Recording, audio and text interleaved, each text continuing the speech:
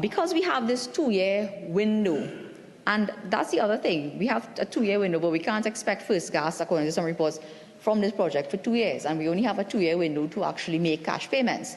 What happens when it comes up when it expires and we have to try to seek to renew it? There are many things that can happen between now and then that can affect the United States giving us further permission to make cash payments. There are many things that can affect the United States giving us permission to be able to continue with this deal, altogether. And I'm hearing before it gets off the ground, we're asking questions. Well, that's what you do. That's what you do to avoid another WGTL scandal. Yes. Set the stage and the context. The context is your government has made very poor decisions on behalf of the people of Trinidad and Tobago, particularly when it comes to the energy sector. So asking questions before something gets off the ground is a good idea, not a bad idea. It's a good thing. Before you pump $100 million into building a pipeline to find out in 2 years before you even get the gas if you will be able to continue with the deal. 176. The United States has an election this year, in November of this year. The former administration of the United States, their parting shot when they were demitting office was to impose a host of sanctions on Venezuela. That was the parting shot of President Trump, to grant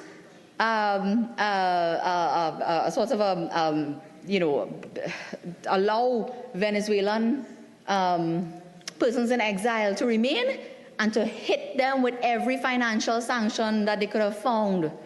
So if the United States has a change of administration by November of this year, and you cannot divorce yourself, you cannot sit in this parliament and say we have an NDA and we know what we're doing, and why are you all crying down this thing before it even gets off the ground, and so on, and divorce yourself from the reality of what is happening outside of Trinidad and Tobago.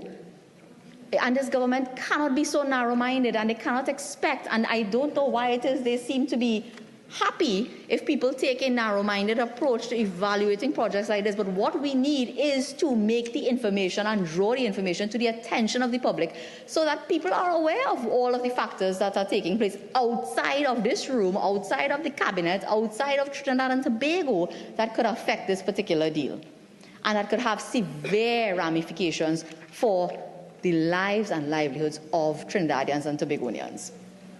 So we have that issue. The other thing is that when the United States decided to actually grant and ease the sanctions on Venezuela and permit them to engage in this contract with us, it was because of what the US backed what they call the unitary platform in Venezuela. They had some discussions, and they sat down and they came up with some sort of an accord. I think they met in Barbados, actually. And again, the details of that agreement are very relevant to us. Because if that agreement doesn't come through, and if the current government in Venezuela, the ruling party, does not actually hold up their end of the bargain, then what happens to our Dragon gas deal? And so, for the benefit of members of the public, because I'm sure the government knows, even though they don't want to talk about it, for the benefit of the members of the public, I would tell you some of the terms. I think it was a 12-point plan that the unitary platform, the opposition in Venezuela, reached with the Maduro government, brokered, I think, by some European mediators. And some of those things include not just that they would have free and fair elections in the latter half of 2024, but that they would allow international observers, that they would engage in the updating of their electoral lists to ensure that you had, free and fair elections and the persons were registered and there was no tampering and so on, that you would have balanced media coverage, because if the actual free and fair media is not something that is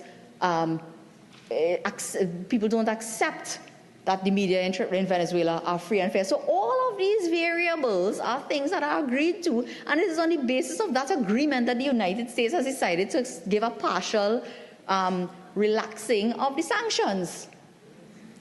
Are we, as citizens of Trinidad and Tobago, to peg all our hopes on a deal that can fall through if you have balanced media coverage of elections and so on in Venezuela? Are we to peg all our hopes on the fact that Biden is going to win the next election and that they would not have a change of administration and that a new U.S. president is not going to come and say, and put in a whole host of sanctions again? Are we to simply accept that we now have this license in our hand for 2 years